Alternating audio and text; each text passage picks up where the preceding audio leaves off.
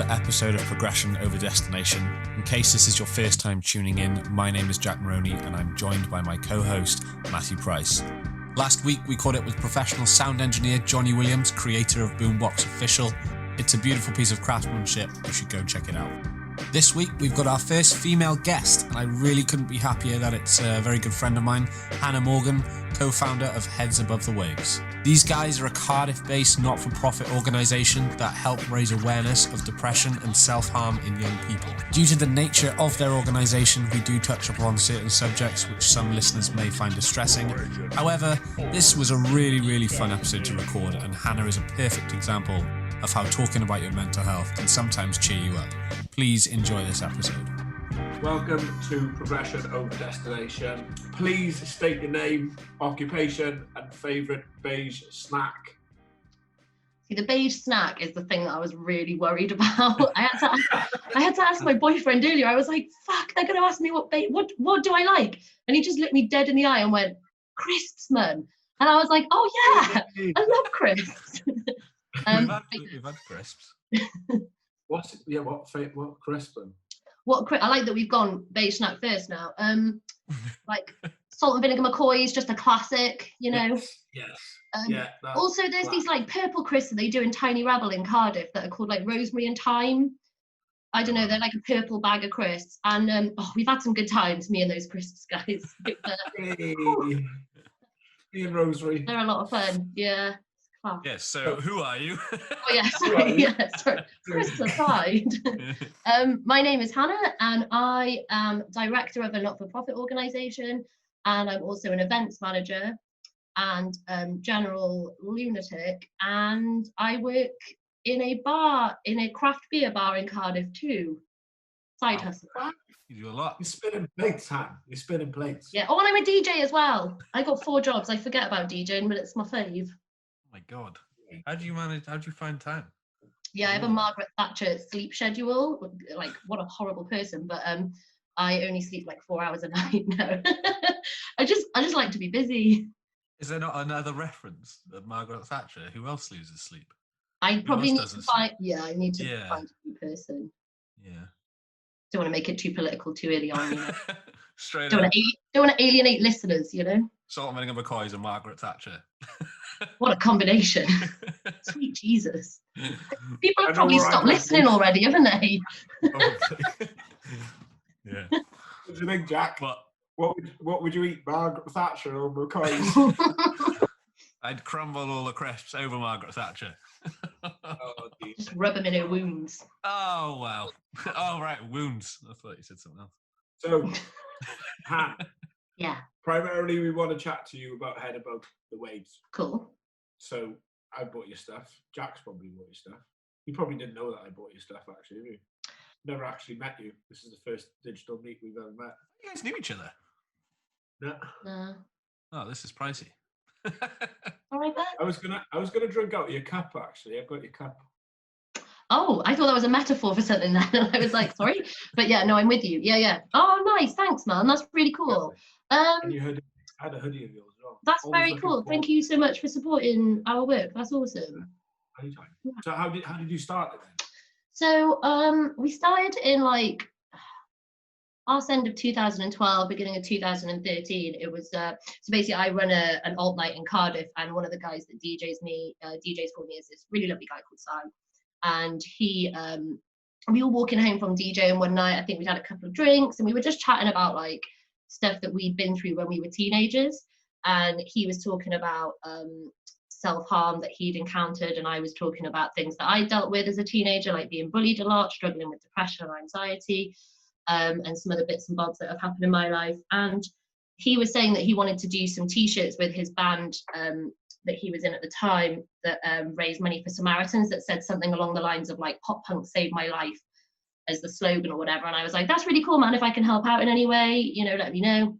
And he was working, I believe, for like a marketing firm or something at the time. And he went to them with this idea, and they said, hey, we'll give you a little bit of money to like do that if you want, but we don't want you to do it and raise money for Samaritans. We want you to like set up an organization because we believe in you and we believe that your story has legs to it and could help a lot of people.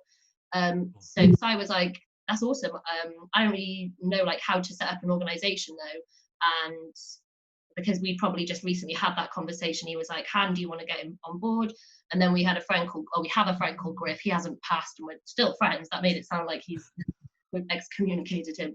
But we have a friend called Griff, and he was just a super switched on, like business savvy, awesome dude that we were friends with. And Sai was like, I guess, kind of the epicenter of this, and we kind of all worked together to basically birth Heads Above the Waves into creation. So at first we had like a Tumblr page, I think, where we like shared blog posts of like stories of like what we'd been through, so like what Sai had been through, what I'd been through. And also Griff wrote some stuff as well, because he didn't struggle with mental health issues, but he'd been in relationships with someone who did, so he was kind of offering that other perspective of someone who like hasn't dealt with it, but like, here's how I supported my missus when she was struggling, you know, that kind of thing. So that's good to have the other side of the coin there though. Yeah, that's always been super important to us. So we kind of put that out into the world and hope that it like helped a few people. And we printed, I think, like 100 of like one t-shirt design that a mate knocked up for us, and another mate knocked up another design for us. We printed 100 of them, and with the little like grant that we got from Sai's workplace at the time. And then it's just grown into this like massive beast from there, where now we do many things. So basically Heads Above the Waves is a not-for-profit organization that supports young people who deal with self-harm and mental health issues. We do workshops in secondary schools, we work with the NHS and various organizations, and we sit on lots of different like health boards across Wales, where we advocate for young people. So we're all about you know, letting people know what young people are actually struggling with, where they want help, where we reckon funding would be best, you know, served. Yeah. So we kind of do that side, work in the schools.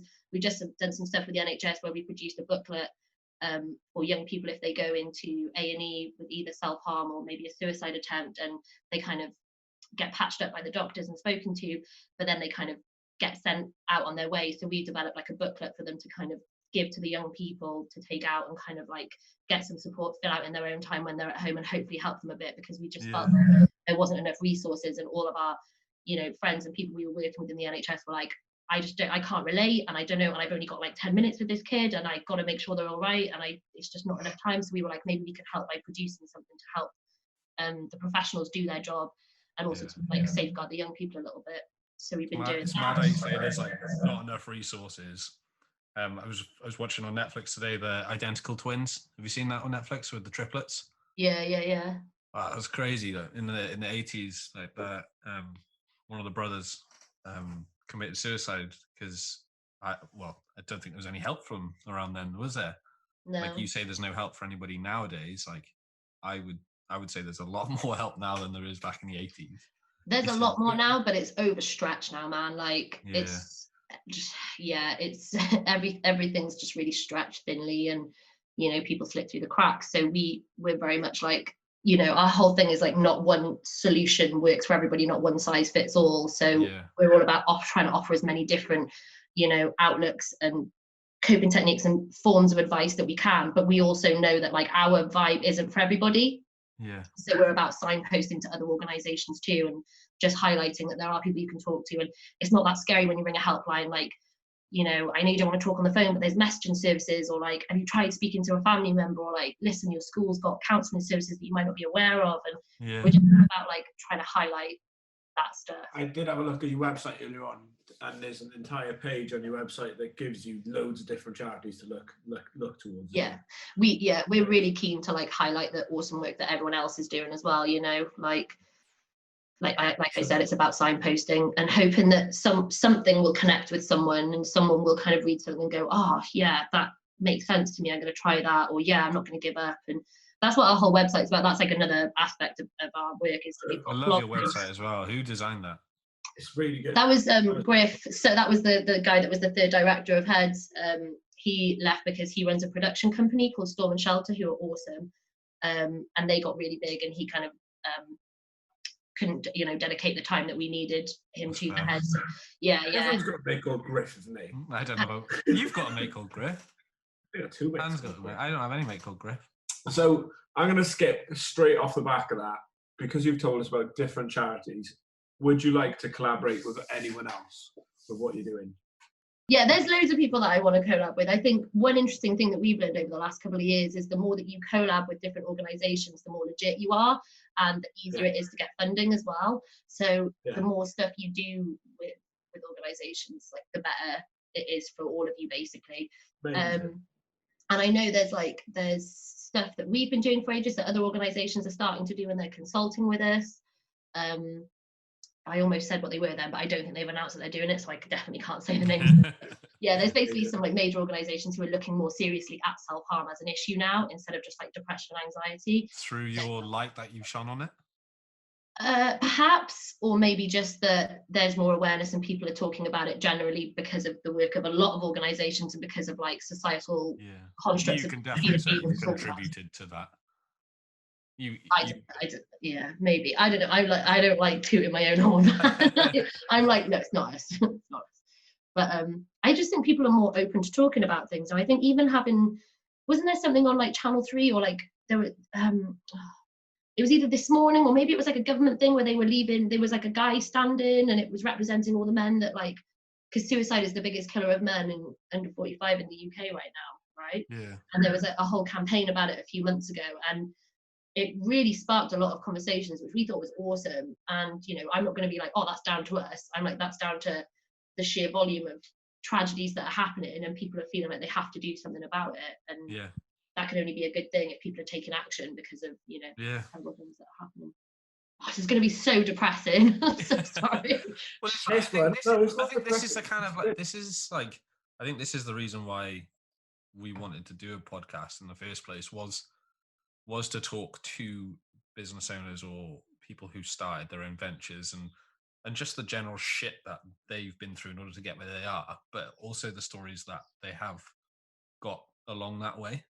And like all the information that they've gathered to highlight even more so into the public eye. Yeah. And I just fucking love talking to people. Like well, basically, Han, we were just like, at one point we were just like, looking back, me and Jack sat there looking back at what we have done and we're like, where are we going to go next? And like, as creatives, I don't know if you get this thing as well, but we're always like, well, we've got to this point, can't wait to get to that point. And you kind of rush your fucking life all the time. You kind of go like, oh, I need to get to that point. But we want to do this because we want to catch up with you and say like, in a year's time, in 5 years' time, or in 4 years' time, and then have exactly the same conversation, see where you are, see what you're doing.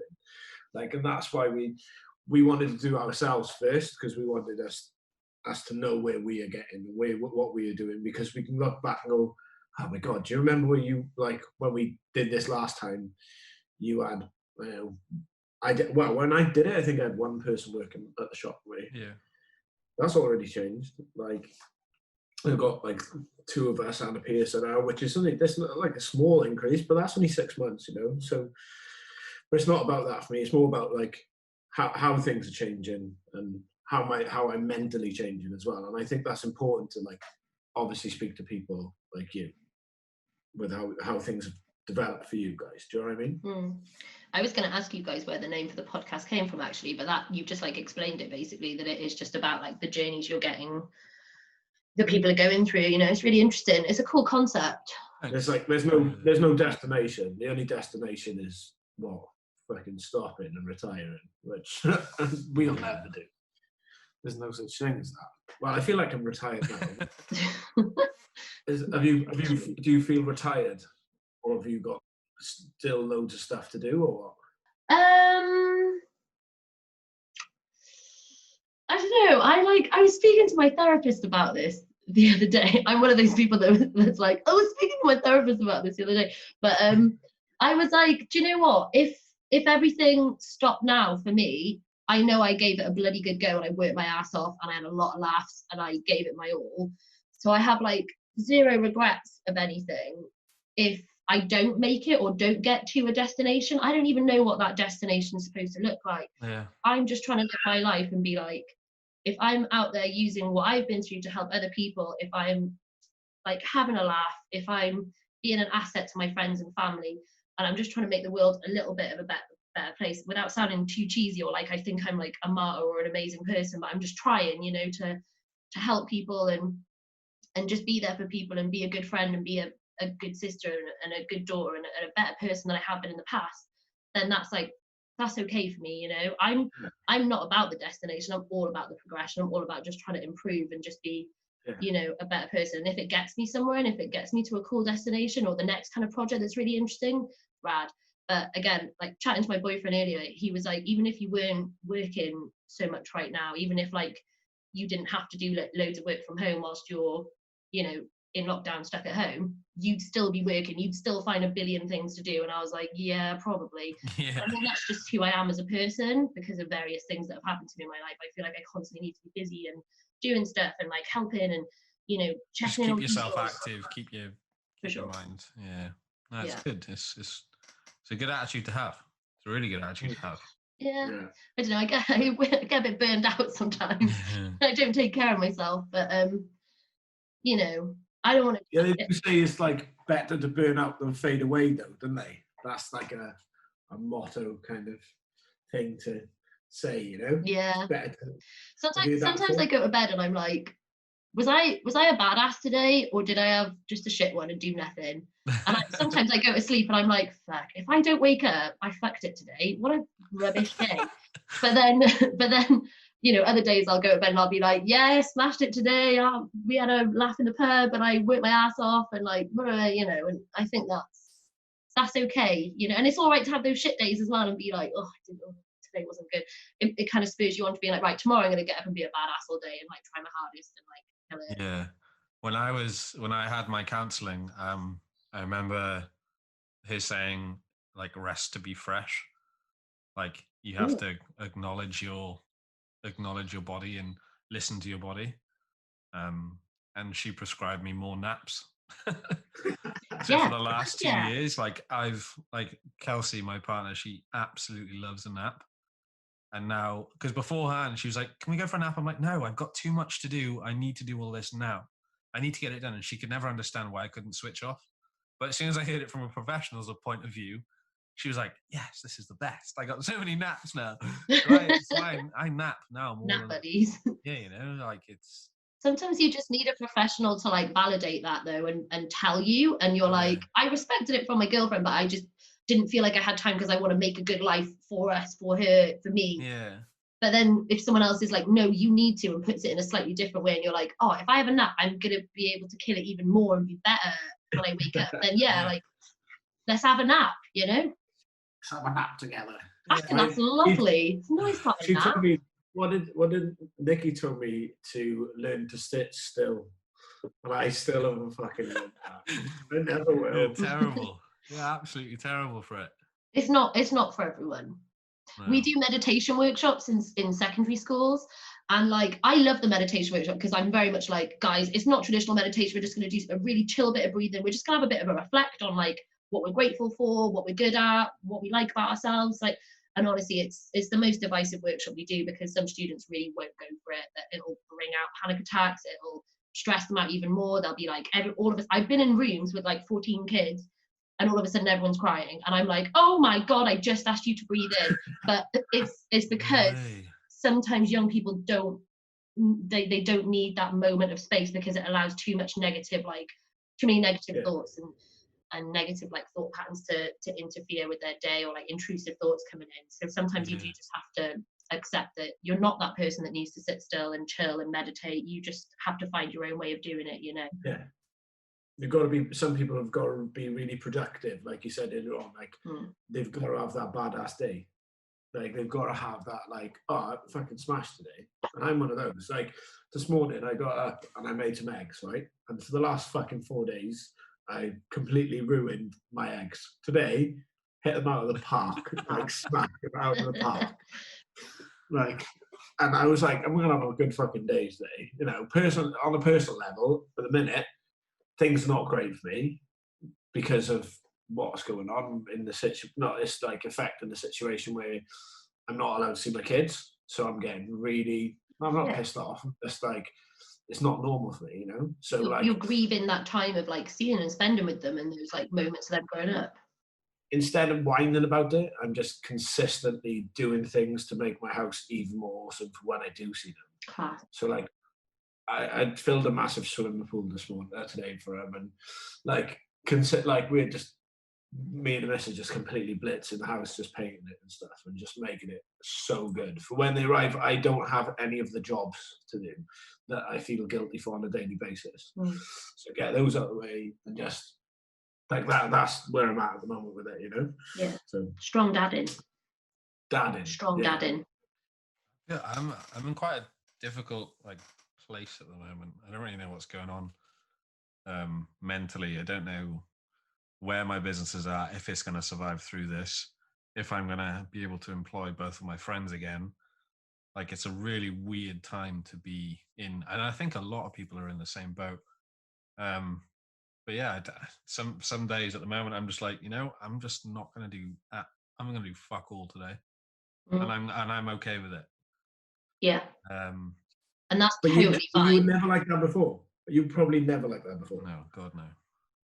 Yeah. Like, you struggled to sort your week, like to be off work on a weekend. Oh mate, I was so scared of it. I was scared of Saturday and Sunday because I didn't know what I was going to do with myself. like scarily, like I didn't know what I was going to do. If I didn't have work to keep me busy, I didn't know what Saturday and Sunday was going to bring.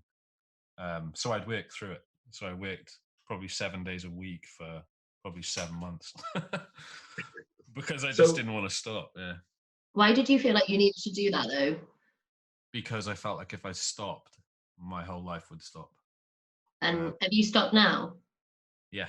And has it? Yeah, it's lovely. Yeah, it's nice. It was therapy, son. Yeah. But it's weird. Like I wish like I could go back to myself and say, do you know what? Like, don't worry about Saturday and Sunday. You'll be fine. But like when your mind gets into that state, there's I don't know.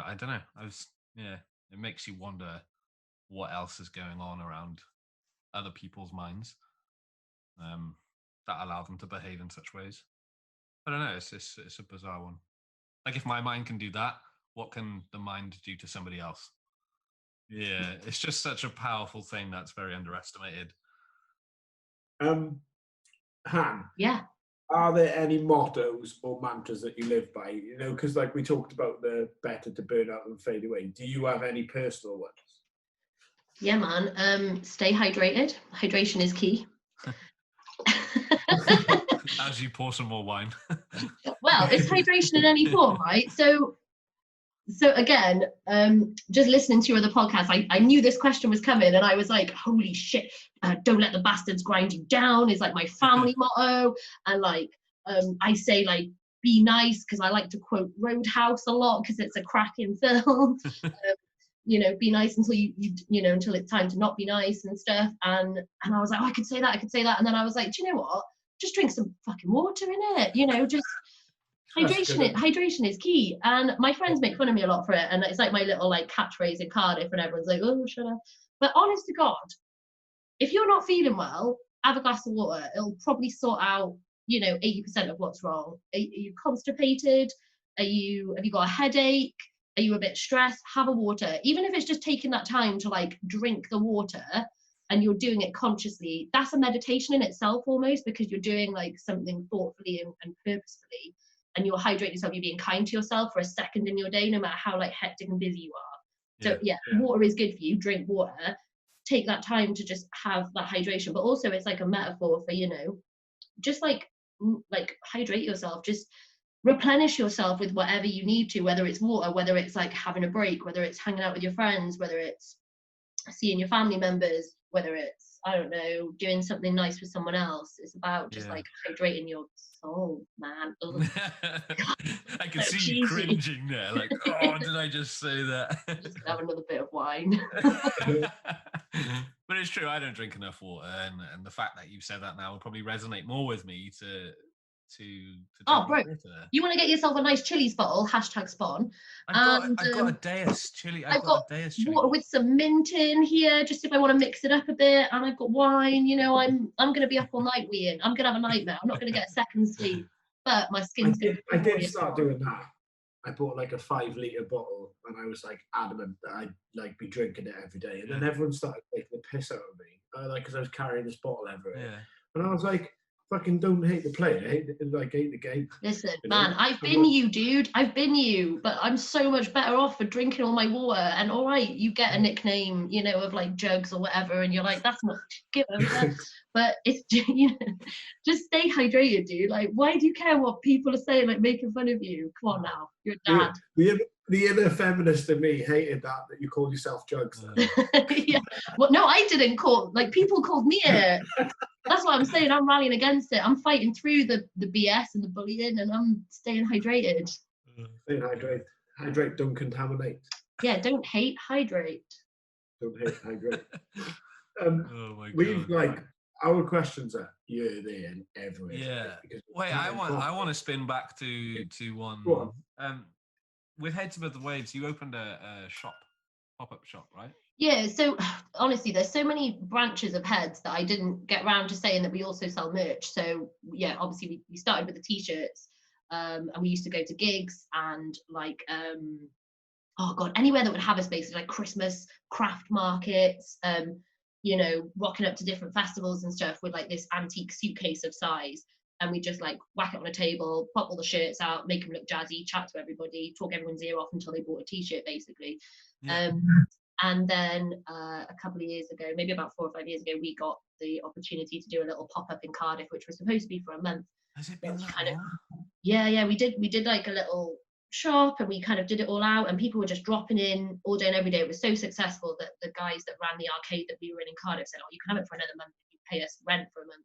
And we were like, class, having no idea of how much like business rates and rent is in Cardiff for like high street facing shops. So we paid rent for the next one, and it was a lot, and that was kind of the end of the pop-up. But we were like, that was really successful, and it felt really valuable, and we were having so many important conversations with people, selling so much more merch than when we were just online in our little office in Cardiff Bay, that we were like, let's try and find a shop space. And then we got offered one in the Castle Emporium, which is on Womanby Street in Cardiff, which is a little bit off kind of like the main high streets, but it is the street where like Club Evil Bach, Fuel, Full Moon and Tiny Rebel is. So there's like lots of gigs, lots of bands. It's kind of like the music street in Cardiff. It's kind of like the perfect place to situate you, really, isn't it? Mm-hmm. And the Emporium's awesome because there's like a really cool little coffee shop, there's like a skate shop, an art gallery, you get your nails done there. There's some little clothing shops as well that are like cool streetwear brands. One of my friends who's a tattoo artist has just moved in there as well now. So it's a really cool little like independent arty kind of hub, and we've got a really cool little shop space there. So we had a unit in there, and then a couple of months later someone left and we got to move into a bigger unit that was downstairs, so it's really accessible. So and who built all the interior like area? Did you get somebody to like, did you trade anything for that? Did you give like did you give him any merch to do work for you, or did you do it yourself? We paid a guy called Evo, who's a ledge but a damn rascal, to do us to basically just make the shop look nice and kind of like what we kind of pictured. The shop was pretty decent as it was, so it just needed like a paint and like a desk building, and there was like a seating area that was really cool that he built for us, that we store all our merch under. But then there's like this massive bench basically that young people come in every day to the shop now and come and sit down on this bench and hang out and, you know, chat about what they're going through, talk about music, play PlayStation, grab a coffee or a hot chocolate. And where was that when I was growing up? I know. Do you know what? I'm like, where was Heads Above the Waves when I was growing up? Then this is class. Like sometimes I'm astounded by, like, again, not tooting our own horn or anything. Toot away, girl. Toot away. Well, I'm just like, God, if I had this growing up, I probably wouldn't have felt like such an outcast and such like a loser, you know. I would have had somewhere to go, and there would have been cool people there that could talk to me. And we have people, you know, who are in secondary school now, they'll pop in on their breaks and stuff. And reoccurring guys come through? Oh yeah, every day. There's the same people coming through every day that come to hang out. There's people that will pop by once a week, once a month, because they're in a bit of a bad place and they just don't want to be on their own. And we're like, that's cool, man, hang out here. I'll go get you a hot chocolate. Do you want me to go to the shop and get you a can of Monster? Sit here and watch the shop a sec. I'll run out and grab you a vegan sausage roll from Greg's. You know, it's a really nice little community we've built up. So wait, you're and vegan? It's good for us to shop. Yeah. You vegan? How did we get this far without you not telling us? I mean, are you going to cut the bit at the beginning where like 2 seconds into the call I said I was vegan, or is this not going to make sense? Or I'm very, very vegan. Yeah, it's funny, like, that's amazing. that you're. Yeah. It's funny that you're like in those arcades, because growing up, I was in those arcades, like going to Making all mischief. You were a rabble yeah. rouser, you were. I was always going to New York Deli and going to the joke shop, because one of my best mates was like the shop manager in the joke shop in those arcades. And there was, what was it? Oriental Arts, is it? Yeah. Is that thing? Do you remember Rebel? How old are you? 32. Come on now. Yeah, all right, 33. Rebel. Yeah, I got all my piercings there when I was a teenager. Yeah. You guys remember Blue Banana? I mean, it's still there, Jack, but it's Yeah, I know. Yeah. It's like, the skate shop was there as well. Yeah, like, kind of City Surf skate, yeah. City Surf, that's gone, isn't it?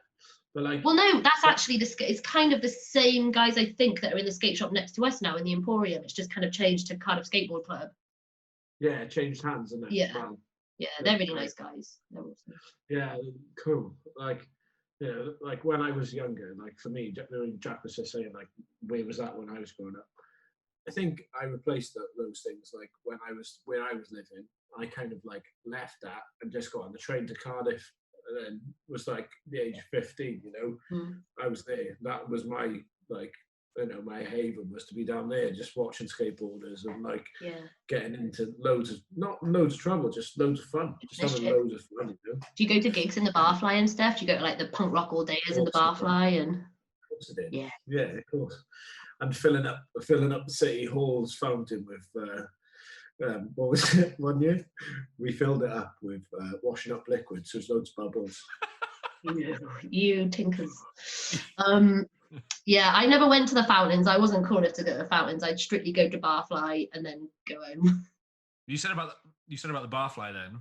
Who would you go and see? Like, our next question is about music and what sort of music you listen to, or to get you motivated and focused and stuff. Like, what music inspires you, and who would you go and see live back in the Barfly? Oh, dude, everyone. Like, music is like my biggest love. Like, I'm just obsessed with music and bands. Like, live gigs is my like coping technique for my like mental health bad times. And just from an early age, I was like bitten. But my dad used to listen to like Frank Zappa and a load of weird stuff, and then my mum would listen to like Tamla Motown and like the Phantom of the Opera soundtrack. And I'd get like really into it. And then I discovered, my cousin showed me like Green Day when I was maybe like 11 or 12. And that just like changed everything for me. And I was like, oh, punk rock, tell me more. And that's just like. Did you go to the gig at the Castle in Cardiff? Yeah, I did. I was at the front. Yeah. I dyed my hair green, and I had a Girl Guide shirt. And me and my friend Lorna dyed our hair green. And my mum worked in Cardiff at the time, so we got there for 7 a.m. queued up, and we were on the front for the whole day. Watched Iggy Pop, 100 Reasons, It was Sponge. Oh, they're a bit problematic. We don't really talk about them anymore. And then Trey Cool threw a drumstick, and I jumped over the barrier and got it for my best mate Reese and gave it to him. And I was grabbing handfuls of the confetti and putting it in my baggy trousers, my baggy cords. But yeah, so I used to go watch like a lot of ska. I like ska, so I like skacore. So I used to watch like Adequate 7, Cap Down, Light Years, Sonic Boom 6, like all of those kind of bands. Adequate 7 were my favorite. I have an Adequate 7 tattoo.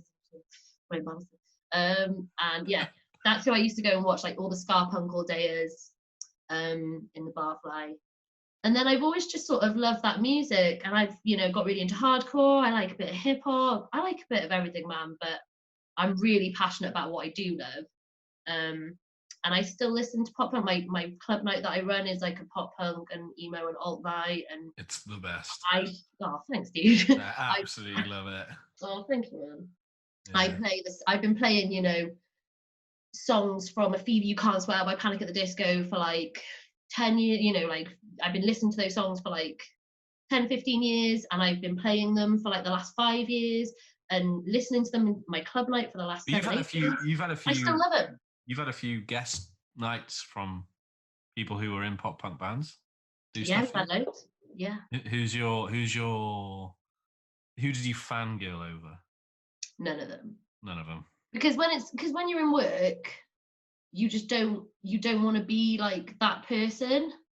Yeah. All right. So who did you fangirl inside about having?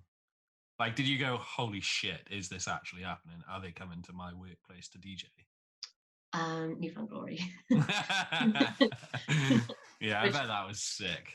That was like, they're my favorite band, so that was really cool. But Yeah. yeah, we've had some really nice people. We've had some not so nice people. It's been a real eye-opening experience. But I think when you're working, you just like switch off that.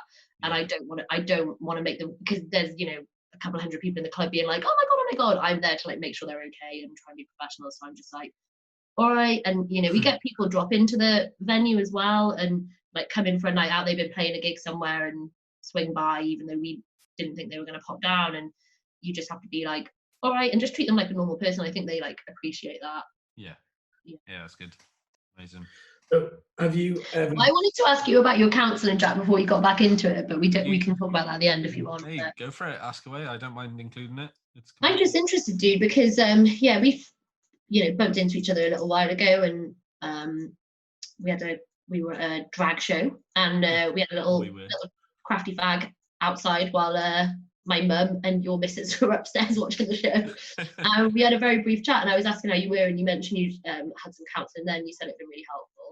Yeah. And like, I am the biggest advocate for therapy and for counselling ever. I think if it doesn't work for you, you just haven't found the right counsellor, and you just have to keep persevering. But I think a lot of people go and have maybe a negative experience and just write it off completely. So I was just wondering, like, what your experiences with counselling was like, and how you found it and how it's helped you now. Just because I'm always interested in hearing people's stories. It was actually Pricey's counsellor who I went to, because 2 years ago, about last week, it was 2 years ago that everything had happened to me, and it wasn't the best headspace to be in. I went to live with Pricey for, was it a week? I think it was. Yeah. And I got woken up by Harry every morning. It was amazing. Is that one of your kids? Yeah, it was good. That's it was. Boy. Oh, that's the Just Keep Swimming dude. Yeah. Class. Oh, you got it done! No way. I did. I got it. That's amazing. I say his writing as well, and yeah. That's phenomenal. I was walking around the park last night listening to that, and I was like, "Oh, I wonder if he got it done." That's it. I did. I got it tattooed. Yeah. That's rad. Yeah. It was very. I don't know. It was I remember being in the kitchen, Pricey, with you at the farm, and going, yeah, okay, I need to go see someone. Like, there's nothing else for me to do. There's nothing else I can do right now to help myself. I need professional help. So, yeah, I think I went to see her the day after, wasn't it? The next morning I went out, drove all the way up to see her, and I walked through the door. It was like I'd recently lost my nan as well, and and I didn't really deal with that in the best way. And I walked through the doors, and it was literally like my nan had been reincarnated into this woman. it honestly couldn't have been a more perfect time to go and see her, because literally about a year to the date, I'd parked outside of her house to get cash out from the shop right next to her house to go and buy some furniture.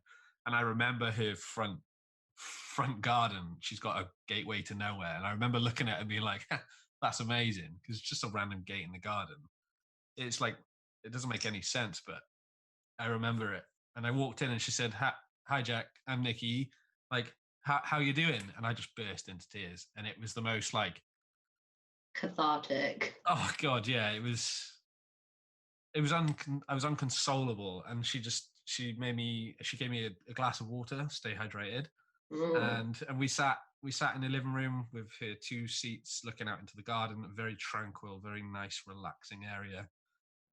And we just spoke for like 2 hours, and I think I was very lucky to find somebody who I relate. Oh, it's not so much related with, just connected with. You felt supported by. Yeah, and I honestly, anybody who I bump into now and they're going through some shit, I've given Nikki's number out, obviously asking her first if it's okay to do so. But I have given her number to probably about 10 plus people over the last 2 years to see if there's a way that she can help them. And, you know, some of the people have used her, and you know, she's amazing. But counselling for me was, I would definitely say life-changing. Exhausting. It's Matt's counsellor. It's your counsellor as well, is it, dude? Yeah, right. So basically, I think I fought here a long time to go, like everyone does. Everyone, like, especially my upbringing, it was like, nah, it's not what needs to be, you know, it's not what needs to be done or whatever. And like, there's like this thing that was connected to it. So I ended up, it was like I probably shouldn't have gone to Nikki, actually, because Nikki was my ex-wife's mum's friend. So, you know, there's not, you know, you should sort of distance that. But I had a good chat. I just went to Nikki, and I was at the end, you know, and I was just like, right, I'll have a chat to Nikki and sort myself out, because I was told constantly, I need to go and see someone, I was just like, yeah, well, I will. I kept putting it off, and then like went to see Nikki, and like Jack, you know, I hadn't dealt with my grandfather's death. He was my best mate. I never connected that, because you lost him probably a year prior to that, 2 years prior to that. Yeah, I know. Yeah, I lost him, what, 7 years ago, 8 years ago. And it was like Harry was around, and Bo was like just being like, Chris was pregnant with Bo, I think. And yeah, I hadn't dealt with it. And then I had this massive episode just after I got married, and went to see Nikki again. But because of the connection of Nikki and obviously my ex-wife, after I like split up with my missus and ex-missus and stuff, like I gone somewhere else now. I after like I got divorced, and I went for like sessions with some other lady who was just equally as amazing. So it just goes to show that like, it's not like my counsellor was perfect. Like your other counsellor that you went to helped you out. Like counselling is like yourself, Hannah. You're a massive advocate for it, and you. I can. Good. The amount of people that I say, "Have you ever had counselling?" Like I'm so open about it, because I don't feel like there's anything wrong now with going to talk about how you feel. Like I'm trying to convince Elsie to go. Like, and what's wrong with it? I'm like, you want to go counselling? Like it's like a fun day out. You want to go talk about your feelings up north? Like, let's go. I'll take you. But one of the best things is that Nikki recently sent me a message and said that she'd been listening to our podcast. I know. And that is like, I absolutely loved that. She was so glad. She texted me saying that she's so glad that she was like with us on part of our journey as well. You know, and like I will go back and see Nikki, just like, and I think we should go together and have a chat to her, or even if we do this, we like, should have an episode where we have our counsellor on the session. It'd just be 2 hours of us. Yeah. I think it does really work, but there's a lot said for doing some fucking exercise, getting some fresh air, and staying out. Yeah. So, I mean, there's a lot goes, like on your website, you've got loads of different tactics to deal with these things, and I like picked up on that earlier on. It's like really good. It's like I watched a little YouTube video. I don't know who the guy is. I think it's like one of the boys that works with you. I don't know, but he was like putting out his albums that he listened to. So he was like saying about his like buying vinyl. Yeah, he loves vinyl. Thing. Yeah, and he was on about listening to Led Zeppelin, and like as soon as he said that, I was fucking in. I was like, yeah, because like Led Zeppelin are my like all-time, probably one of my all-time favorite bands. And there's a connection between Led Zeppelin and the death of my grandfather as well, because my uncle was like obsessed with it, and he used to give me like all the Led Zeppelin songs, all Led Zeppelin albums, all the fucking time. And I remember going to him, I was like, I found this band, and they're incredible. And it was Rage Against the Machine. And I was like, listen to this song, it's called Wake Up. And he, within 3 seconds of the riff, he was like, that's Kashmir by Led Zeppelin. Wow. He'd ripped Led Zeppelin off. And I was like, you got told. Fucking hell, I can't listen. You're like, oh, sorry, Grandad, sorry. You know, so it was like, so me and my uncle like had the Zoso tattoo on the 50th anniversary of Led Zeppelin releasing their first album, but we didn't know. And we literally sat there and had this tattoo together, right? So he said the same person has to do it. So I tattooed him, and then I tattooed myself. So I've got like the Zoso on my leg. But it was like, when we were sat there on my wall, like, go back to the mantra thing, is like, on my wall next to in the studio, it says tomorrow never comes. So my uncle sat there, and he's just like reading this thing, and he's like looking at it, and he goes like, he's like, I was speaking to him about these coins, these Paddington coins. I was like, these Paddington coins. I said, they're just like, every time that I like something like big goes on, like, find one of these fucking coins all the time. And he's like, yeah, whatever. So he's sat there. I was like, have you seen them? They're amazing. Look. So I give him this coin. And where he'd been sitting was like a load of change had fallen out of his pocket, right? So he sat on this like the studio bed ready to have his tattoo, and he was like looking at this thing and said, tomorrow never comes. And then we were still talking about this coin. And tomorrow never comes was my grandfather's motto and my grandfather's mantra. And I was like, I think you've got a Paddington coin falling out of your pocket. What? And he was like, fuck off. Spooky. He went over and he picked it up, and it was a fucking Paddington coin. So like, yeah, that was weird. That means something, like, because you can't explain that. That's just fortuitous. Yeah, that's fortune. That's mad. Like, that's special. Yeah. And I was telling my cousin about this, right, while I was tattooing him, because my cousin like my second cousin Daniel, and me and Daniel were 4 days apart from each other. We lived in the same street, but his nan and my grandfather were brother and sister. So we were talking about these coins. I tattooed Daniel all day, and I was telling this story, and he's like, that's fucking mad. Sending shivers down my spine. So Daniel spent the entire day, got tattooed, got home, right? He put his hand in his pocket, took all of his change out of his pocket, his keys, and he threw I'm getting goosebumps. I love this shit. I fucking live for it, man. You know what was in there? No.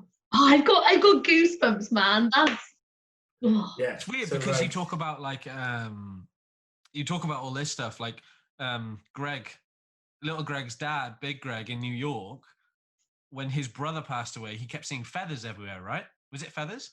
Yeah. Yeah. There's like so if you see a feather, it means that the person who's passed away is like thinking about you, or is like their energy's like nearby. It happens to me when someone passes away that I see white feathers. So Greg's, this is mad. This is episode about me. This is what I do though, guys. I'm like, how are you? How are you really? And then I get everyone talking about shit. Yeah, I was in Ian's studio who we talked about the other day. And I was tattooing Greg's dad, and Greg was initially the guy that I met over Instagram that got me over into New York. So Greg's uncle had passed away, and I was tattooing a feather on Greg's dad. So he's got this blue feather, okay? My uncle was mad about Cardiff City, okay? He was a bluebird, right? So I'm just sat there tattooing this, and I'm soaking it all up.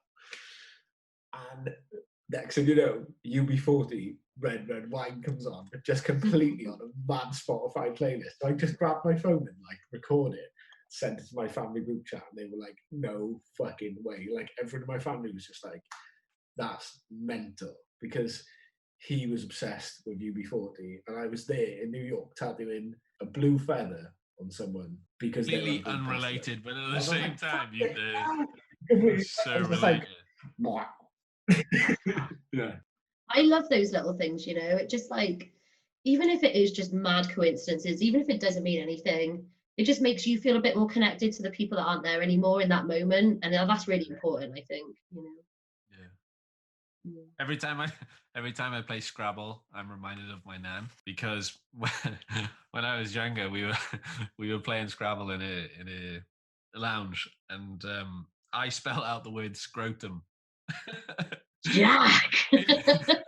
Right, on the Scrabble board, and my nan read it, and I can remember my nan just going, scrotum, and she just lost her shit laughing, like honestly, uncontrollably laughing. And every time I play Scrabble now, anything Scrabble related, my nan is always with me. That's class.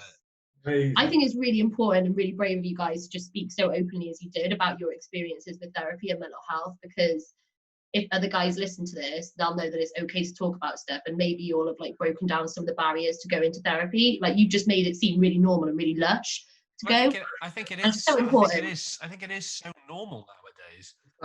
It's not, man. People are so weirded out by it, or like have bad experiences and won't go again. Like genuinely, it's so important for you guys to I guess because I've speak for about the it. last 2 years, I guess because I have been so open about it, and like still like you know, you asked me about counselling, like I'm very happy to talk about it openly, but it does still bring up a lot of emotions within me. Like I'll probably, like after this conversation, I'll probably sign off and go and probably won't be able to sleep because of what I've been talking about tonight, because it's something I haven't talked about for a while. But that's not a bad thing, because it's good to talk about, and it's also good to reminisce upon. But yeah, no, you looked so happy when you were talking about the Scrabble memory then. That was wonderful. And that to me told me everything I need to know about your nan and your relationship. Do you know what I mean? Because your face just lit up and you told this like funny story, and yet you probably can hear her laugh, and that's wonderful. That's amazing. And it's so important for you to share that. Like it's not for everybody. You don't want to always be talking about the trauma that you've gone through, or the sadness or whatever, but just celebrating their life for a second is so fundamental to like paying respect to their life and their impact that they had on you. It's amazing. Both of you just telling those stories then is incredible. Yeah, they're good stories, and they are. I do enjoy reminiscing like that. But yeah, talking openly about counselling and stuff is just such the norm for me now. I guess I take it for granted, I guess, that I can talk about it so openly. It shocks people sometimes, doesn't it? They're like, whoa, full on. And you're like, oh, all right, man, just speaking my truth. Just, telling about my therapist. Like with me, like I'm in such a close-knit environment with people who work and stuff. And it's really surprising the people that I would never ever think, right, if I saw them out or saw them whatever, I'd never think that they needed that help. There's one or two of the boys that I've been like, dude, go fucking see someone. Like you just sound like the same way as I was feeling, And like I've been like, got a number for you. And there's been about 3 or 4 of the boys now that are like proper like carpenters, football players, rugby players, like fucking hard nuts around, whatever, like whoever. And one of the boys has just gone like, yeah, I really need help. Thanks to you, I've fucking sorted my head out, and like really like focused on something else and done something, and aim towards something else now. And I think that's really important as well. It's like I started this year like looking at doing events. I was like, I'm gonna fucking do long course. I'm gonna do carton. I'm gonna do this. I'm gonna do that. Like back on the beach and all. Now they're all cancelled. I still want to be doing some of those stuff. I still got you change those goals, don't you? And I think that's important. Like with this sort of stuff is with your mental health is like changing your goals. Like accepting that sometimes they can't be done, so you can put them on a back burner and do like other ones, like sort stuff out, like gradually sort stuff out, not just fucking smash them up. Yeah, straight away. Time. Things change. So Hannah, what do you do to wind down? Hannah? Do you know what? I even had like 3 or 4 more. I should do a podcast. Come wine with me. I'm taking come wine with me, Jack. I said it. It's recorded. Did you hear it? Is that what you're doing? Wait, what? No, I know. Yeah, that's what I was saying. I'm taking it. I was like, has he copyrighted it yet? If not, I'm having that, and I'm going to do a podcast about it. It's such a good idea. I was doing yoga this morning, and I was like, I heard to my boyfriend, I was like, come wine with me. That's fucking class. And he was like, what? And I'm like, Jack's talking on the podcast. Anyway, I wish I had something really like snazzy to say about winding down, but you just said yoga. Oh yeah, well, hang on. Okay, so my first thing is my main thing, and it always has been, always will be, is going to the pub with my mates. And I am really lucky to have a really big group of absolutely phenomenal people around me who, for some reason, put up with my bullshit and support me no matter what, and are always there to listen to me. And there's a big group of mates that we like hang out with every couple of weeks or whatever. We're in touch all the time on the group chat. But then there's like a couple of mates that will specifically know if I'm not in a good space, and they'll hang out with me. You know, Roisin, Rob, Renee, Sevs, those guys, they'll check in with me, and we'll go for a pint once a week, twice a week. We'll have a call, we'll have a message, whatever. And I know that those guys have my back, and my friends are so great, man. If I've had a shit day, and we're all like that as well, we're really lucky. I think the culture in Cardiff, especially like post Heads Above the Waves, there's those ripple effects of like everyone checking in with each other, or there'll be a message, oh, so-and-so's been a bit quiet, give them a message this week, check in with them. And I'm really lucky to have such a supportive, amazing group of pals that I wouldn't be here without, for sure. And my boyfriend's amazing as well. So just speaking to my friends, speaking to my pals, even if it's going and I just don't really want to talk about what's happened, although I usually do, because you can't shut me up. But it's just about going and blowing off some steam, having a pint, having a chill, maybe going to a gig, going to the local, and just connecting with people. And like, it's a palate cleanser from your day when you've been like, especially in my jobs, you sort of take on a lot of other people's stuff, people pop in the shop, and that's quite fine. heavy. Sometimes it can get really heavy because someone will pop in and they'll be very upset or very distressed, and like, you take that on board and you take it in your stride and you give them all your energy and all your support, and you're thinking on your feet, trying to tell them, suggest things, and just be a shoulder for them, and just let them feel safe, and hopefully they leave feeling a little bit better, or at least not as distressed as when they came in. But then you have to go home, and sometimes like I'm such an empath, man. I carry the weight of the world on my shoulders. That's a very empath way of empathetic way of. Yeah, it's a bit much sometimes, but I just know I can go and have a laugh with my pals and talk about music and films and just shoot the shit, and I feel so much better, and that's really good. And I know that a lot of like my mental health stuff is rooted in addiction and like alcoholism and drugs. So sometimes I know that I'm drinking too much and relying on that too heavily, and maybe drinking too much and then becoming a bit of a nightmare on nights out and stuff. So in May last year, I had everything kind of culminate, and I just really was in a really bad place and didn't want to be alive anymore. I didn't have like a plan in place. I just felt so hopeless about my life. I was like, I got nothing. So I got a new therapist. I hadn't had therapy for a year or two. At that point, I'd come out of a 10-year relationship that wasn't very healthy for me. And had kind of been bobbing along, got a new relationship, and just found that I had loads of baggage and loads of pain. And I started seeing a new therapist, and she was cracking, but I also started going swimming every day, because I was like just not looking after myself, not healthy, drinking too much maybe, and having a good time while I was doing it, but it was taking a toll on my body. So I was like, right, I'm going to go and do some exercise. I don't want to go to a gym because that freaks me out. So I really like swimming, and I love, if I'm home, I love the sea. I love chucking myself in the sea, and whether it's, just splashing about, or whether it's like pretending to surf, like I love the sea. So I was like, what can I do in Cardiff if I can't get to the beach, which is such like a safe space for me? I'm going to go swimming. So I started going swimming a couple of times a week, every day when I can. And that has had such a massive impact on me. And when you said about it earlier, right, Matt, about exercise and stuff, and I know in a few of the podcasts, your best mate that was on the first episode with the cousin, Jimmy, what a guy. He was like, I just love lifting, and I was like, oh, lovely. But I think that's super important, because when I was a teenager and I was in a really bad headspace, my dad would be like, go for a walk, do you want to come rock climbing with me? Do you want to come and do this? Do you want to go cycling with me? And I'd be like, no, Dad, go, leave me alone. Don't do that. But actually, every time I did drag my ass out of bed and stop my crying for a sec and go for a walk, I did feel a little bit better. And then I've never put the two and two together really until recently, where I'm like, holy shit, I feel class when I go and do some exercise. I'll leave the shop and Roisin will come swimming with me, and she'll be like, you're right. And Roisin's my best friend. And I'll be like, no, fucking shit, man, this happened today, and so pissed me off, and and I'll be in such a bad space. And then a couple of lengths in, I'm like, oh, you're right, babes, are you okay? And she's like, oh, you okay now? And I'm like, yeah, I'm a lot better now. Water is so, it's hypnotic. I remember when I was doing care work, I was a support worker in Tenby Avenue Centre, and it was amazing. One of the sessions we used to do was hydrotherapy for some of the clients. One of the guys was probably about 26, I think he would have been at the time, wheelchair bound, non-verbal, and we do hydrotherapy with him. So his movements were very erratic, and you could just tell he wasn't relaxed. He had a lot of muscle tension and everything.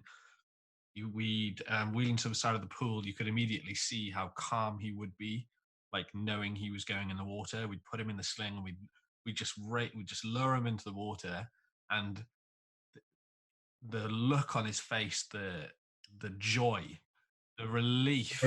I guess it was just so nice to see somebody who cannot communicate via verbally, hand movements, no body language, to be put into the water. It's just water for me is so powerful. Swimming, I used to do a lot of swimming, haven't done it in a long time, but yeah, it was very, very powerful to swim and to be within the water.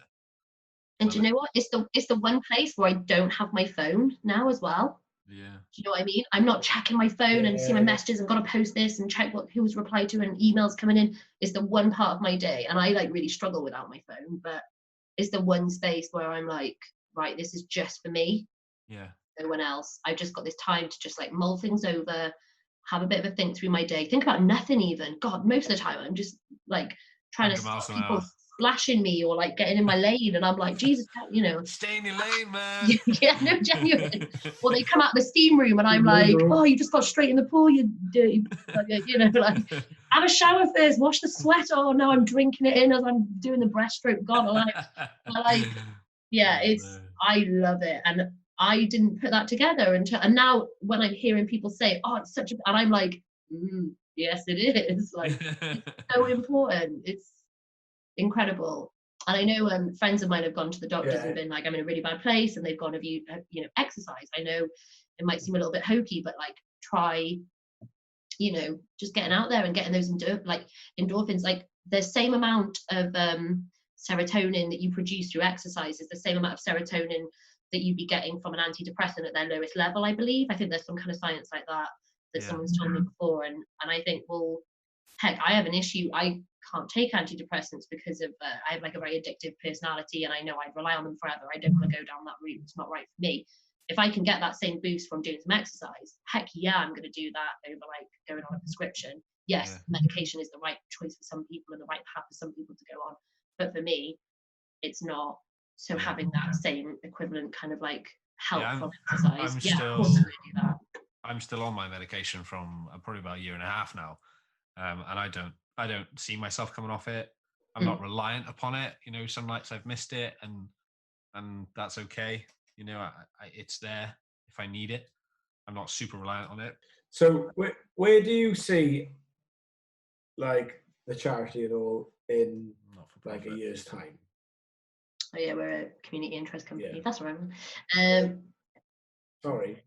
That's right. It's something we're always really conscious of, because we get people being like, where does the money go? And we're like, literally, we don't pay ourselves a wage. It goes back into running the organization. This is why I have to do like 3 other jobs so that I have an income coming in.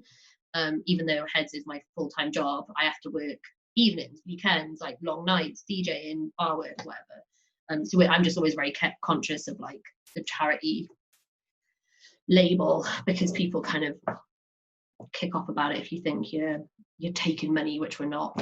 But yeah, where do I see it in a year? I don't know, man. Hopefully we have got some funding so that we can bring on other staff, because it's been like I said, Griff had to leave after a couple of years. It's just me and Si, and we've put literal blood, sweat and tears into this organization. And the shop's run by volunteers, right? On the days you and Si can't run it? Well, it's run by us, and then when we've got school workshops or we've got meetings or we just need a frigging break every now and again, we've got an awesome bunch of volunteers that will go in and watch the shop for us for the day and stuff, which is amazing. We're really propped up by them at the moment, especially because now I've got this bar job. I'm working really late every day, and I need I can't be, it's me that runs the shop, so I can't be in the shop. So yeah, Si's doing a lot more in the shop now, and the volunteers are helping out massively. But I'd love to be able to be employing people to run the shop, and I'd love to have like full-on staff to help us, and I'd love to be paying ourselves a wage. So that's like our goal, because I think we just see the good that it can do, and we see how necessary our approach is, and how it, like Matt, when you said earlier about like Si talking about the Led Zeppelin record and stuff, like we're just trying to be authentic in ourselves, and hopefully it connects with people. Like when I was a teenager in my early 20s, I was going to therapy, and it was with people that just like didn't get me at all, and all I wanted was for someone who was like me to say, yeah, it's shit, man, right now, but it'll be okay, just like do this and try this and speak to this person and help yourself, you know, be your own mental health champion. And that's like our whole bag, is that we want to speak to people on their level. And all right, I might not be connecting with everybody, but if I'm connecting with someone like myself, then maybe I'm helping them. If you're connecting with Sai over a Led Zeppelin record, that's great, that'll have like resonated with you because you connect with that. Some people won't know who Led Zeppelin are and will be like, what's this about? But some people it will help, and if we can help a couple of people, that's brilliant. So there's a lot of like overwhelmment there with like certain things you're talking about. Obviously being overwhelmed with so much that's going on around you, juggling four jobs. What was it? Four jobs as well as heads? Oh no, 3 and heads. 3 and heads. So like, that's another question we have here is like, obviously, do you feel overwhelmed with the way that you run the business, customer needs, like let alone like the people emailing you for help? Do you find that people are emailing you about merch, or like not getting to them on time, or like does that overwhelm you, like running the merch side of things? Because it overwhelms the fuck out of me, and I only sell 2 things a month, if that, because it's I don't know how you do it. Like, yeah, I mean, I'd love to be able to have staff who handle the different areas of the organization so that I can just kind of like oversee stuff with Sai. But it just doesn't work like that at the moment. So we're having to do everything, and this legitimately is like running a merch business, like school services, social media, like sometimes even just doing the post orders and shipping merch out to people is like a job in itself in a day. I find that so difficult. Like, as I say, I only do like 2 or 3 orders a month, but as soon as that order comes into my phone and Shopify is like, you've got a new order, I'm like, amazing, and then I shit it. I'm like, fuck, I gotta get that out, I gotta post it. Do I even have it? Have I stock taken? Like, I know it's there. It's a very simple job to send it out and post it, but my mind just does this fucking weird thing where it's like, nah, then get it another time. It's so weird. Like, my mental state just goes, why are they even buying your merch? They don't want it. They don't want to send it to them. But like, I fight with myself so hard to get in there, get it posted, and get it shipped out. Yeah, it's so difficult to do. So hat off to you massively for running all of that. It's just super overwhelming sometimes, man. You just have to be. I'm like an organized, chaotic kind of person. So I'm super organized, but then it gets too much and things get a bit chaotic. And then I have a day where I just try and reorganize myself, and then I'm on top of things, and then it happens again the next week. And that's just where I'm at, and that's how my life takes over at the moment, you know. But that's okay. So is there anything good, like exciting and like in the pipeline and stuff for Head Above the Waves in the next couple of months, considering what's going on? Heads or team up, either one or the other. Like, did you have anything planned? Oh, dude, we had loads of team up nights planned. I'm like, it's really frustrating because I'm trying to book like guest DJ sets and stuff based on touring schedules for the rest of the year. And also I was moving because we had an issue. Our venue shut down in January. So the night, 1st of January it shut down. So we've gone from a weekly Friday for the last 8 years to now we're once a month in a new venue, Kongs. Shout out Kongs, what a lovely venue in Cardiff, which is a massive change for us. But I'm trying to organise things, and then tours get announced, and I'm like, okay, instead of the last Friday, could we do the second Friday, because there's a really big show in Cardiff and it's a day to remember, and I think it'll be class and everyone is going to come out for it, and we should do that Friday instead of that Friday because that's slam dunk and da-da-da. So I'm trying to plan my whole calendar, but then now tours being cancelled and we don't know what's going on, so I can't actually book anything, and I'm just waiting and hoping that the interest and love for Team Up will still be there when we come back, and that people will want to. Honestly, that's going to be the first thing anybody's going to want to do when this lockdown shit is like done. If you plan a Team Up pop punk night in Saundersfoot in the deck, I imagine it would be rammed. Like, I don't think the deck's open anymore, is it? It's probably not. That's my saying. You know, that's my point. If you planned it in like the most rural place, I think. Well, I used to do nights in Arbor, but I think the one thing with Team Up is we'd almost sold out of tickets for the March event, and obviously that got cancelled because everything shut down. And I put a statement out and I was like, look, if you want a refund, I totally get it. Times are hard, that's fine. If you want to just hold on to your ticket and roll over for when we're open again, class, we really appreciate it. That money's not in my pocket. That money's just in Fatsoma, just like our ticket company, just there. And I'm not going to see any of it anyway, because running alt nights is friggin' expensive, and now I have a venue hire fee and stuff, which I never had before. So I'm going to be at a loss basically every month. But I do it because I fucking love Team Up, and I love our community, and I love the people that go, and all my staff are incredible. But not a single person asked for a refund, which, like, to me, it was like, I was like crying. I was like, what the fuck? Like, people believe in it that much? A stupid pop funk night, you know, that promotes having a safe and posy time and being with your pals and pizza and Jaeger bombs and stuff. I wouldn't ask for a refund. It really meant a lot to me. It's not like I got the money and I'm spending it and being like, tra-la-la. It's like the Fatsoma have it, but it's just mind-blowing, and I'm really appreciative. So when Team Up is back, you better believe there's going to be some fucking parties. I might even travel to Cardiff just to come to the first one. Do it. I'll put you on the guest list. Yes, that'll be class. Make sure you get some shots. Heads for the waves wise. At the moment, we're turning all of our workshops into like online deliverables. So the stuff that we do in schools, the one-to-one sessions we'd have. There's a few schools, especially in Cardiff, that we work with pretty closely, and we're trying to change all our work so that we can still be like helping young people. But it's not us doing our workshops in a group of, you know, in a classroom with 15 kids chatting away about things. We're trying to like make those online resources. We're trying to help develop teacher training modules so that teachers are prepared for when they come back to school to deal with the inevitable mental health crisis that is going to happen because of lockdown. We're trying to put out more content on the website to like cater for people who are struggling right now, and we're also just like assessing out what funding we can apply for and how we can basically strengthen our organisation and get ourselves ready and prepared for whatever comes next, because I don't think anyone really knows what's going to happen, but I can guarantee it's probably going to be difficult. Yeah, I agree. Oh, hey, I got another point to say about music as well. Go for it. Just that, like, what I'm listening to at the moment is this band called Origami Angel, and then you. And if it's not my most listened to album of the year in like my Spotify plays, I'll be surprised. They're so good.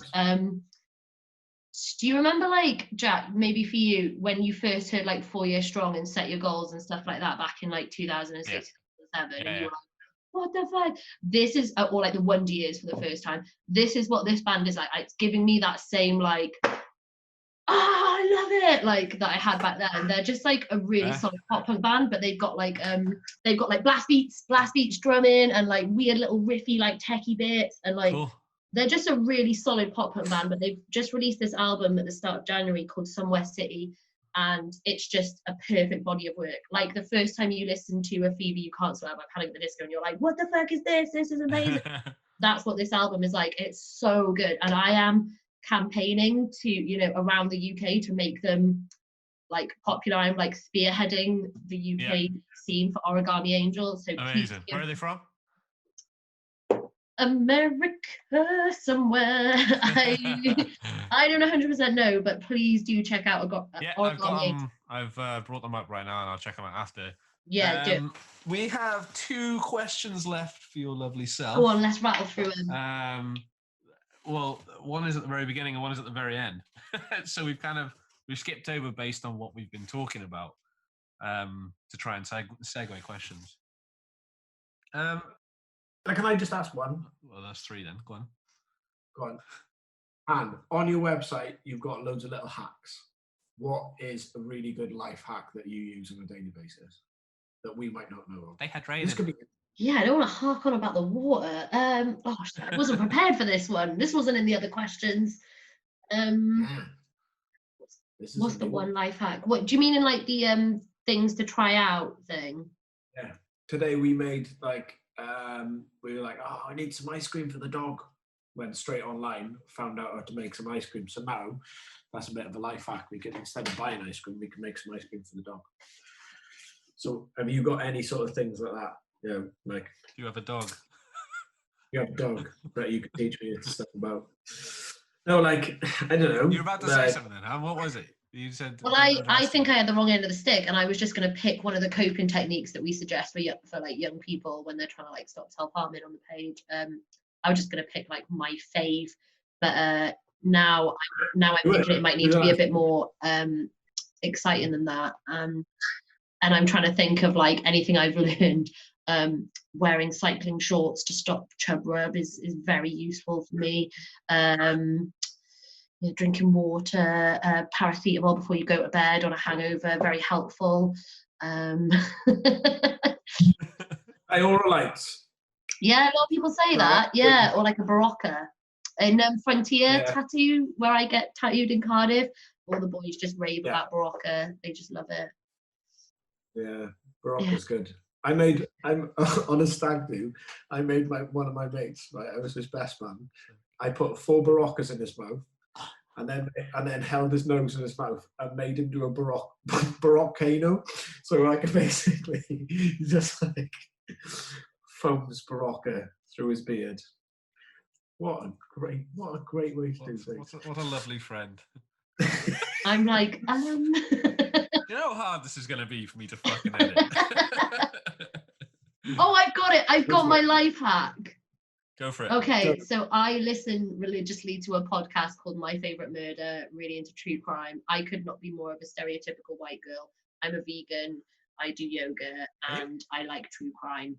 And they have a lot of really good advice. So there's like, stay sexy and don't get murdered. And you're in a cult called... That's an episode name right there.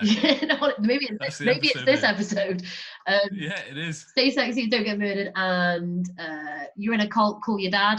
I think that's a good life hack. If you're in a cult, you find yourself in a weird situation, call your dad, or if your dad's not here anymore, you haven't got a good relationship, call someone and, get some help. Call a dad figure. Yeah, or call just someone, just anyone. I'm in a cult, I need some help. I've been watching a lot of cult documentaries during lockdown. And you can definitely tell I've had a cider as well as a bottle of wine now. Whilst we record these things, I try and pick out certain segments to use in order to like reuse them as content. So like we do like a 30-second snippet for the episode and quotes that we put on the page. None of this is usable. None of this. If you're in a cult, call your dad. I don't know if I'm going to use that one.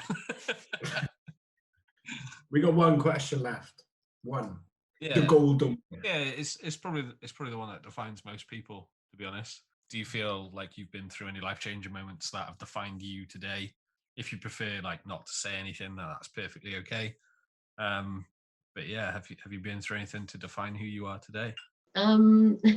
Yeah, I'd say probably, and without getting really, really sad, Jack, you probably know what it is, but yeah, it was probably my brother passing away in 2007. Yeah. So Ollie was my brother, and he was just the best, just like my best mate, and just an awesome dude, super good at everything he did in life, and really popular, and just a wonderful guy. And he died in an accident in 2007, and that really took me to my lowest point, but also has made me the person I am today, because I've had to use this awful thing that happened to keep going and to make myself a better person. So like when he died, I was in a really bad place, and I had a meet I just wasn't a good person, and I just didn't want to be alive, and I was drinking a lot and doing a lot of drugs and not really taking care of myself or respecting that my family were going through it as well, and my friends didn't really want to see me going through it, or like have to keep picking me up when I was like throwing myself down. And I think, not to harp on about pop punk or anything, but 4 Year Strong released an album, and there was a song on it called One Step at a Time, and the lyrics really resonated with me. There's one song, and the song is about the singer's brother dying as well. So I think, the lyrics are like, since you were always the one that sang the songs, I'll be singing this one for you. And that really like flipped a switch in my head of like, because people were saying to me, oh, your brother wouldn't want you to like throw your life away like this and be a mess, and you need to kind of like pick yourself up, because I'd like dropped out of uni and moved home and was just working like dead end jobs. I was putting on some gigs and stuff, but I wasn't really like taking life very seriously. And I think that was a big wake up call for me, was just hearing someone else singing or speaking about the pain that I was going through. Somebody unconnected from you. Yeah, 100%. And being like, wow, I need to start living my life, because my brother can't, not for him, but because he hasn't got the privilege of life anymore because of a stupid mistake that he made when he was drunk. He fell off a building. And it wasn't his fault, it was an accident, it was a freak accident. But I was like, that's happened, but I can't throw myself away in the hope that I'll get drunk and have a freak accident and die as well, so I can be with him. I need to like pick myself up and move on. So I really like used that song, and it really connected with me, and I just like, things just started falling into place from there. And I moved to Cardiff and I did an events management degree, and then I met my friend Daisy, who gave me the job at my club night, and then I took over the club night and ran it myself. And yeah, just a series of good events. Yeah, I think it was me making the most out of something, and I didn't really connect any of that together until like when we had that pop-up shop actually with Heads Above the Waves in the arcade. There was some foreign exchange students were doing like a project for Cardiff Uni, and they came and interviewed me, and I don't know whether there was like a language barrier or something, but they were asking me questions, and they were very blunt questions, and I kind of like started crying one session when they were interviewing me. But I think they kind of freaked out and were like, oh my God, we've upset her, oh my God. And I was like, no, I've just had like a bit of a light bulb moment, because I realized that I was talking about my brother and my mental health issues and why I'd started Heads Above the Waves. And I think everything again just like fell into place for me. And I was like, the reason why I'm doing all this stuff now is because of Ollie dying. And like, nothing good can come from his death, but maybe I've built myself to be strong enough to make something from his death, to turn that into something that can help other people. So maybe I'm like saddling up and like putting my shit aside, but using my pain to try and let people know, especially if they've been through bereavement or if they're struggling with depression or anxiety, that you can get through it. Because if I've got through the worst thing that can happen to me and my family, which was the loss of my brother, who was so amazing, then, you know, if I can get through that, then other people can get through their stuff. Like, if I can survive that, you can survive what you're going through, because it just makes you a stronger person, it makes you a more empathetic person, it makes you a friggin' badass. And I think if you've lost someone, you're like special, because you kind of get that loss in your life and you fill it with other things, and you're constantly like trying to make someone else proud of you, you know, you're constantly like reaching for something that you can't always like obtain, but it's important to keep trying. And that for me was like a really big turning point. And now every day sorry, that's not me crying, I'm just clearing my throat.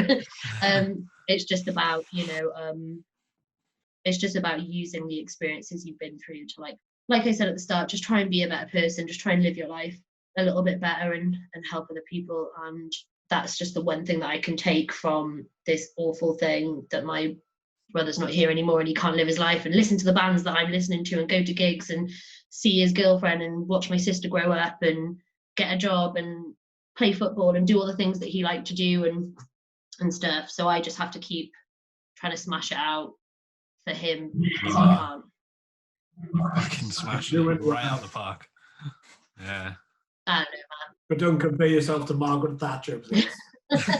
Like, who else doesn't sleep very much? Because maybe that could be like an engagement thing. Maybe your listeners could suggest someone that's a better suggestion. Count Dracula. Oh no, he sleeps a lot. Doesn't he? Yeah, he sleeps all day, man. Yeah. He's the absolute opposite of Margaret Thatcher. I hope so. But yeah, that's it. Sorry, that was real sad. It was real sad for a second. Yeah. Speaking of, it's sad. Yeah. It's sad. Like I wanted to have you on the show, and obviously I invited you onto the show and everything, and you'd agreed and everything. I was like, amazing, and got a hand on the show, talk about Heads of the Waves, and I was reading back through the questions, I was like, you knew that one was going to be Ollie, didn't you? I knew it was going to be, but I didn't think before I asked you to be on the show that it would be that didn't even think about that question. I just wanted you to be on the show because I've known you for so long. I've seen how much good you're doing. And then like once you'd agreed, I was like, oh fuck. Everything like we're all about mental health, coping mechanisms, and everything that we talk about. If people can hear that and take anything from what you said, it's a massive thing for us to. It's like you guys earlier, you know, talking about your relatives that have passed away and stuff, your nan, your granddad. It's about talking about these things and making it okay. And you know what, like I sometimes I lie awake at night and I'm like, oh, you're so embarrassing that you were like talking about your brother tonight, like stop bringing up your brother. But do you know what, like I just feel a little bit closer to him when I do talk about him. It makes me feel like he's still here and he's still having an impact in a way.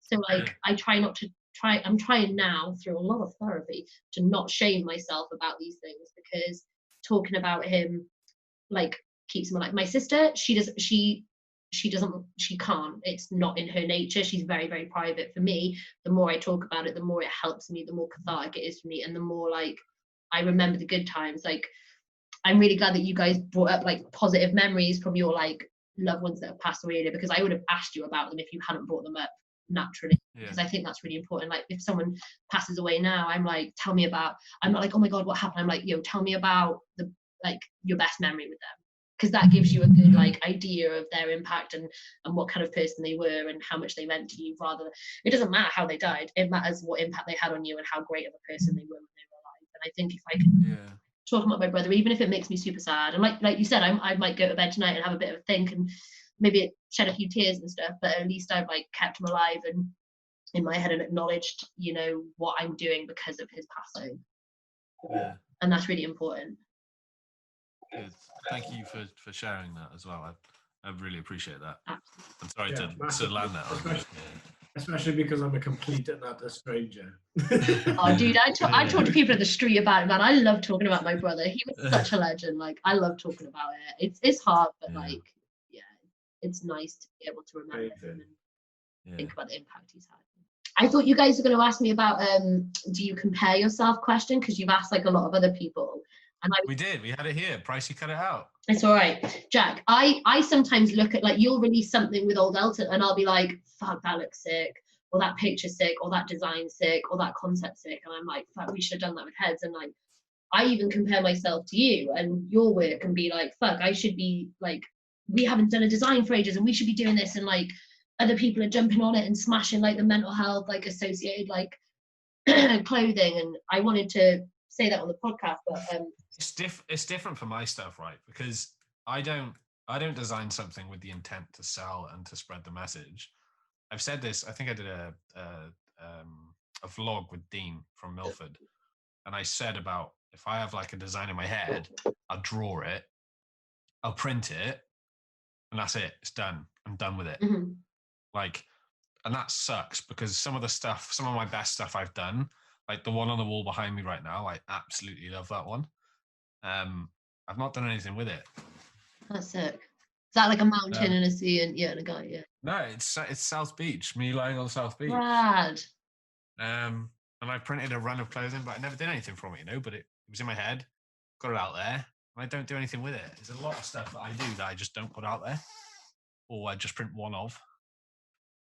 But like, I wish I could draw and do the things that I think of, you know, but I have to like try and relay my concepts to designers and get them to like, and then they kind of put their own thing on it, and then it just totally changes. And do you know what I mean? Like, I will. But like, it's you know, everyone's got something that you wish you had.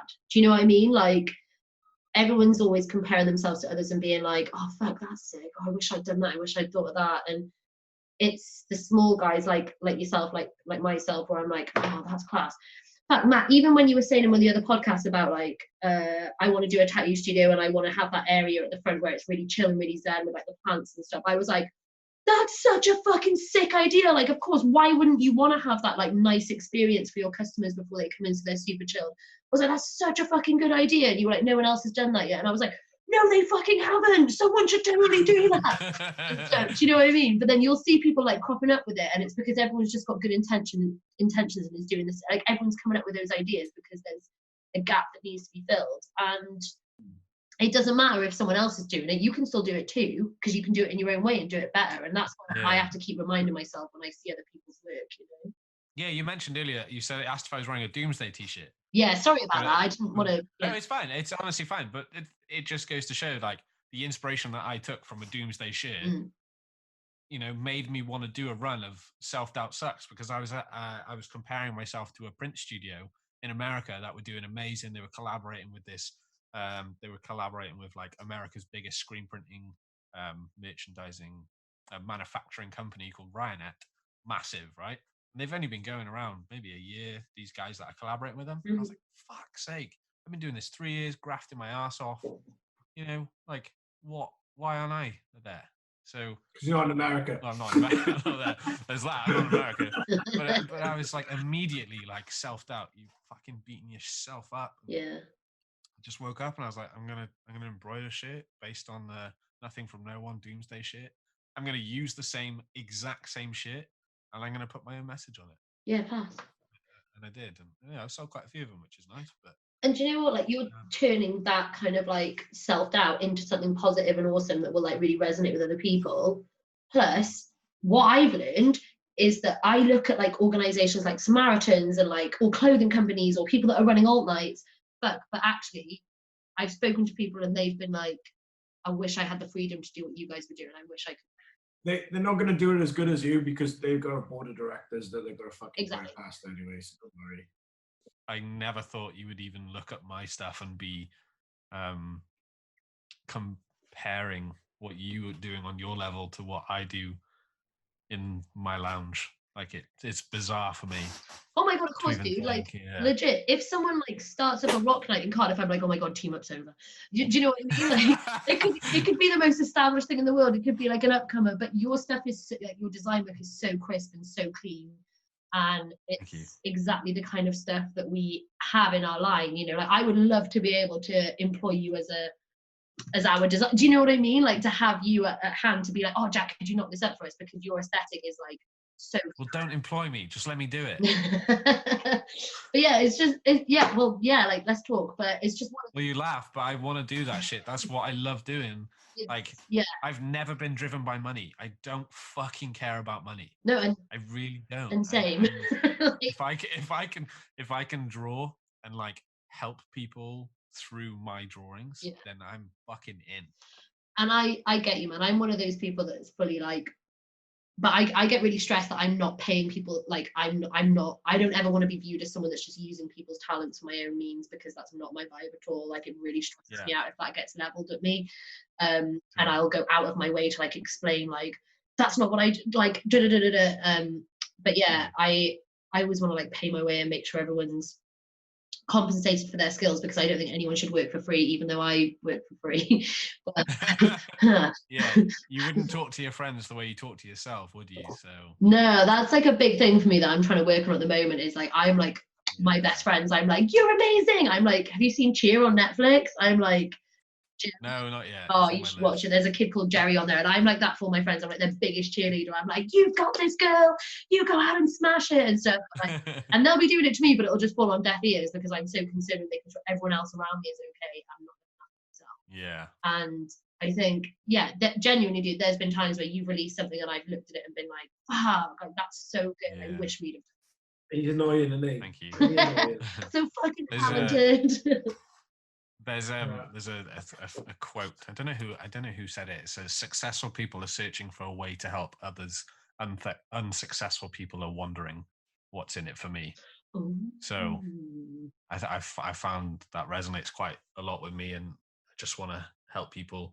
That's why I started the clothing company. You know, make people feel like they look awesome. Yeah. You know, if I can do design work, that'll. You know, I just love designing shit for people. Yeah. And if it goes far and it goes well, then fucking it's done well. It's done what it's supposed to do. It's about having a good quality garment and making people feel part of a community, and making people like feel like they resonate with what they're kind of projecting outwards, whether it's like a slogan, whether it's some words, whether it's a design, a picture, whatever. It's about projecting it outwards and giving people that sense of community and that sense of hope, and letting them own their mental health issues and be proud of like them getting help and wanting to get better and working on themselves. I think that's what he said. Han, do you want to give us some social media plugs before you drink some more wine and? How dare you, sir? Do you know what? I am like you. I am the worst at social media and stuff. I think our Instagram is just Heads Above the Waves. Our Facebook is Heads Above the Waves. Our Twitter is HATW_UK because some swine took Heads Above the Waves on Twitter already. How annoying. And then our website, which is probably our most useful resource, is www.hatw.co.uk,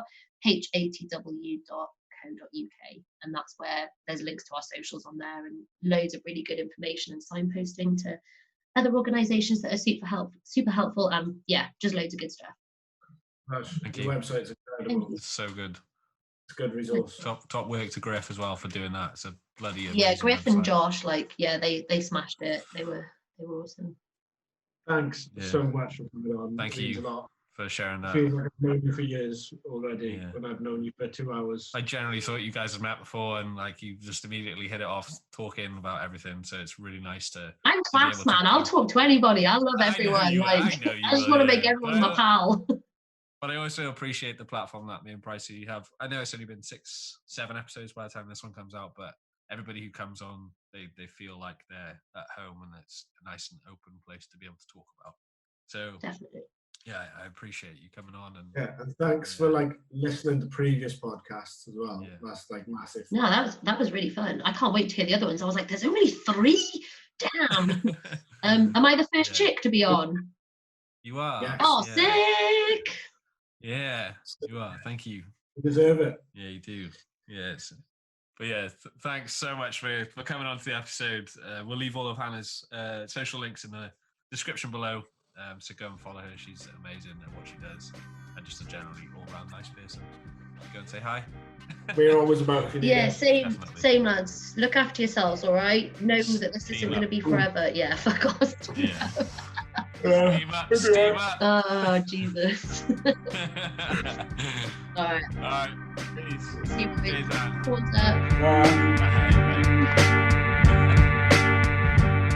Massive thank you for sticking with us through that longer than anticipated episode. It was incredible, an emotional roller coaster, but at the same time, we both took a lot from that. If you found this episode distressing or you're struggling in any way, shape or form during this lockdown or in general anyway, then please go and take a look at the Heads Above the Waves website. You can find that by going to www.headsabovethewaves.co.uk. You will find everything that you need on that website. Don't forget that you can check out the show notes on www.progressionoverdestination.co.uk.